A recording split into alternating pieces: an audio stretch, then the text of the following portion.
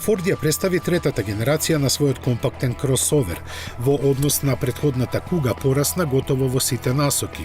Подолга е за 89 мм, а поширока за половина од тоа. Меѓуоскиното растојание е растегнато за 20 мм, а висината намалена за исто толку.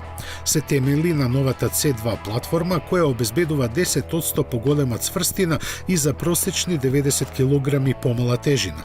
За подобра аеродинамика, подот на возилото од долната страна е испеглон. Флуидните линии на каросеријата делуваат атрактивно од сите агли на гледање. Од внатрешноста, која е доста слична на актуелниот Фокус, се истакнуваат дигиталната инструмент табла и 8-инчниот мултимедиски екран.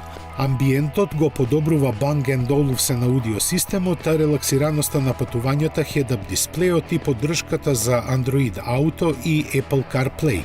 За безбедноста е задолжена бројна електроника представена преку системите за надгледување на мртвите агли, препознавање на пешаци и велосипедисти, адаптибилниот темпомат и друго. Задните седишта се загревани и може да се поместуваат за патниците назад, за да имаат повеќе место за колената. Доколку пак се постават до крај нанапред, багажниот простор се зголемува за дополнителни 67 литри. Во напливот на електрификацијата, новата Куга доби дури 3 еколошки верзии. Најштедлива е плагин хибридната, која комбинира 2,5-литарски бензинец и електромотор со вкупно 225 конски сили. Просечната потрошувачка на овој модел е декларирана на 1,2 литри на 100 км.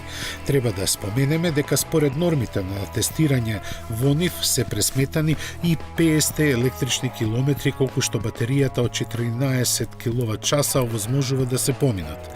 Ке следат и обичната и благата хибридна верзија на Куга. Освен дека ќе го има истиот бензинец, деталите за првата засега не се познати. Во втората пак погонот ќе доаѓа од 2-литарски мотор со 150 конски сили, спарен со 48 волтен стартер генератор и унапреден старт-стоп систем.